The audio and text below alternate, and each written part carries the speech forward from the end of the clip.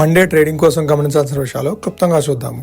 60 పాయింట్లు పాజిటివ్ గా ఓపెన్ అయిన నిఫ్టీ ఆల్మోస్ట్ 10:30 వరకు కూడాను పాజిటివ్ గానే ట్రేడ్ అవుతూ వచ్చింది. 10:30 టైంలో వచ్చిన డిప్ ఆల్మోస్ట్ నిఫ్టీని 140 పాయింట్లు డౌన్ సైడ్ మూవ్ చేయగలిగింది. ఆ dip with in 10 minutes cover అయింది. అక్కడి నుంచి స్లైడ్ అవుతూ వచ్చింది డే అంతా కూడాను. ప్రతిరోజు 12:30 తర్వాత మన మార్కెట్ డైరెక్షన్ చేంజ్ అనేది జరుగుతూ ఉంది.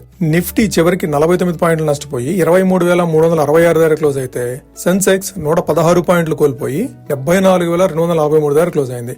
వేరాజ్ బ్యాంక్ నిఫ్టీ 188 పాయింట్లు లాభపడి 54,496 దగ్గర క్లోజ్ అయింది. ఇక సెక్టర్ వైజ్ పర్ఫార్మెన్స్ చూడాలంటే నిఫ్టీ మీడియా 3.5% తోటి అవుట్ పర్ఫార్మ్ చేస్తే, నిఫ్టీ మెటల్ 1.6% నెగిటివ్ గా మూవ్ అవుతూ అండర్ పర్ఫార్మ్ చేసింది. ఈ రోజు నిఫ్టీ ఐటీ 1% వరకు నెగిటివ్ గా మూవ్ అయితే, నిఫ్టీ బ్యాంకు 0.35% పాజిటివ్ గా మూవ్ అయింది. ఓవరాల్ గా 23 సెక్టార్స్ లిస్ట్ అయి ఉంటే 6 సెక్టార్స్ నెగిటివ్ గా క్లోజ్ అయితే 17 సెక్టార్స్ ఈ రోజు పాజిటివ్ గా క్లోజ్ అయినాయి. ఇక మార్కెట్ స్టాటిస్టిక్స్ చూడాలంటే ఓవరాల్ గా 3,411 స్టాక్స్ ట్రేడ్ అయితే 1,623 స్టాక్స్ అడ్వాన్స్ అయినాయి, 1,694 స్టాక్స్ డిక్లైన్ అయినాయి.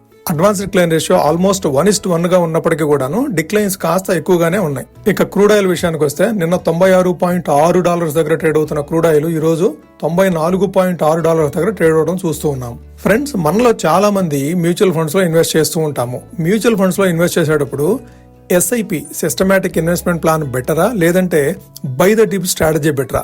ఏ స్ట్రాటజీ ప్రాపర్ గా వర్క్ అవుతుంది, ఏ స్ట్రాటజీని మనం ఫాలో అవచ్చు అనేది ఫుల్ అనాలిసిస్ చేస్తూ మనం ఒక వీడియో అప్లోడ్ చేయడం జరిగింది. ఇక్కడ ఇచ్చిన లింక్ ద్వారా మీరు ఆ వీడియోని వీలైతే వాచ్ చేయండి. ఇక ఎఫ్ఐఐ డిఐఐ డేటా విషయానికి వస్తే, ఎఫ్ఐఐ నిన్నటి రోజున 4,447 కోట్ల వర్త్ ఆఫ్ స్టాక్స్ సెల్ చేస్తే, డిఐఐస్ 4,360 కోట్ల వర్త్ ఆఫ్ స్టాక్స్ బై చేశారు.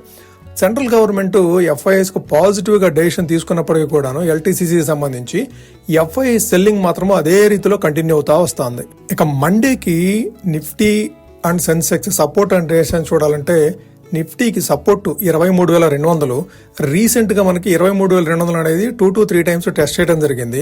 నిఫ్టీ ఏదైనా ఒక రోజు 23,200 లెవెల్ కంటే బిలో లెవెల్లో క్లోజ్ అయితే మార్కెట్ లో మరలా ఇంకా డౌన్ సైడ్ మూవ్ అయ్యే అవకాశం ఉంది.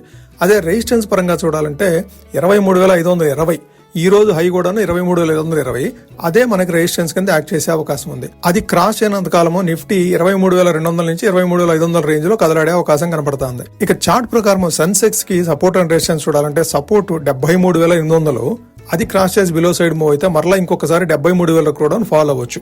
అదే రెసిస్టెన్స్ పరంగా చూడాలంటే 74,600, ఆ లెవెల్ క్రాస్ చేస్తే మరలా 75,000, 75,200 వరకు కూడాను ట్రావెల్ చేసే అవకాశం ఉంది. అప్పటి వరకు కూడాను ఈ రేంజ్ లోనే కదలాడే అవకాశం ఎక్కువ కనపడుతుంది. Thank you friends, please like the video and subscribe the channel for daily content.